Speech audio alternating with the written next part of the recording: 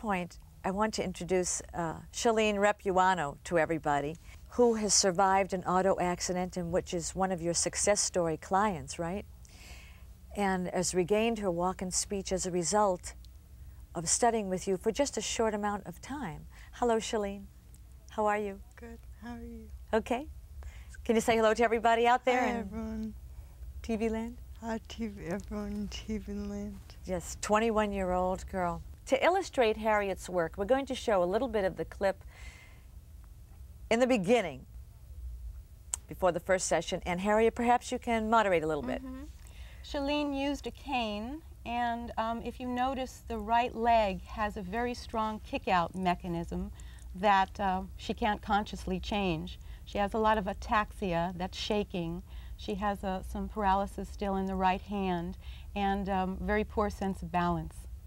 And if you'll notice her right eye, in fact, the whole right side of her face is kind of shut down, and her right hand is usually kept up underneath her left armpit. A little bit of a loss of confidence there in a way, isn't there, Harriet? Yes. But as we go on to the next part of the clip, I want to jump to an hour and a half later. Yes, this is an hour and a half later. She doesn't need the cane anymore. Her balance in turning is quite improved, and if you notice with the right leg, there is somewhat of a kick-out mechanism, but it's a lot improved, though, isn't it? Yeah. How about that? Right and away, her arm is really relaxed too. Right away, the cane went away, right? She never used it again. Okay, let's just stop here and discuss this for 1 second, because to me that's marked improvement, Shalene. That's only an hour and a half later. So exciting. It's not magic, I just want to say. Yeah, it's not magic. It's not magic. It is the genius of the nervous system. Yeah. Each brain has the potential to self-adjust and self-heal far beyond what we accept today. It's sort of like a magnificent computer, and we're only using a few of the dials, and all the rest is standing on hum, just waiting to be communicated with. And what I did in an hour and a half was communicate with those parts of the brain that had shut down function. Just have a close-up of her eyes, if we can. How bright, look at those eyes. Wide open. And we saw in the clip, it was half closed. Look at that face. It's full of confidence, huh? Yeah. Absolutely wonderful. And her eye was like that. We didn't see that part on the clip, but after the hour and a half, her eye also opened up to its normal size. I saw that. Maybe we didn't get a chance to see that. Yes. Let me jump ahead on the next part of the clip to 2 months later, as we see Shalene. Look at this. Now, Harriet, this is like a brand new person. Yeah, if you notice how she can turn and she's gotten her youth back. Yes. And of course, she passed her driver's license within 2 months and was told that, of course, that she would never be able to drive again. Oh, she's fooling around and dancing now. Yeah. Now, Shalene couldn't use her arms before, or not that way. Not limited way. That's fantastic, Shalene. Doing the boogie there, huh? Trying to. Look at that. And you speak about you got your life back, didn't you, Shalene? Yeah, sure as a result of this. Yeah. With Harriet. Now you want to become a fashion designer, I used right? to. Now there was one moment that you spoke about in the therapy that Shalene got an idea. For the first time in the 7 months since the accident, she told me afterwards that she actually thought of a dress design. It was the first time that she came back to life. That's what's so important about the work. It's not just fixing the physical things that have been crushed or broken. It's about dealing with the whole psychological, emotional, mental concept of what happens in injury.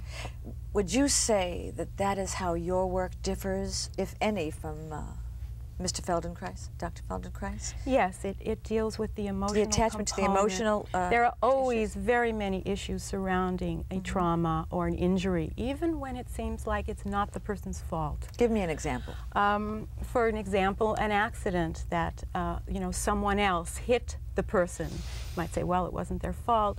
We usually find there are some lessons that end up being learned from the injury or from being in the accident. Of course, sometimes I have people that have had 5 or 6 accidents in a few years, none of them their fault, technically. Yes. And yet it's easier to tell a person like that, well, maybe there's something going on here. Maybe your body is trying to tell you something. Okay, so what would their issues be? Because you cite things like, if I just maybe, fight with your mother or garbage that we all seem to carry over the years. These are buried somewhere in our body, in our tissues, and traumatizing an injury. You work with both, not just the motor system. Do you work as not a psychologist, because I know you're not trained as a psychologist, but your interest in people goes into that area, doesn't it? There is a very definite component in the work, because you haven't really cleared the injury out of the being and the psyche and the body until you've dealt with what were the reasons surrounding the trauma and what did you learn from it. Shalene is nodding her head. Do you want to add something to that? I've learned so much about why I got into my accident before. Have you really? Yeah. What have you learned, Shalene? The reason I think I got into my accident was because I was a rebellious fool. I was so rebellious and so almost insensitive to everyone else and so concerned about myself. And then I learned that it's better to be more aware of how everyone feels rather than just the way you're feeling. You learned that as a result of your therapy? Yeah. You came all the way around to that? Oh, yeah. But you didn't cause the accident? Yeah, I did. Now, they say you were a coma survivor. You were in a coma. For 27 days. 27 days. And you went through the roof of the car? Yeah, closed sunroof. You couldn't walk and you couldn't talk? Nope, neither. At all? Not at all. Neither. My talking was earlier than my walking, but it was so wonderful. The very first day, Harriet took away my cane. Very first time I ever met her, she completely told me not to use it. And I was so happy about that. So happy. Because more than anything, I wanted to get rid of that stupid cane. You are such a fighter. I mean, this is when this lady walked into the green room, she says to me, "I'm a fighter." I said, "Can I give you some help?" No. I mean, but that's really the point, Barbara, that all nervous systems are fighters if you just know how to communicate with them.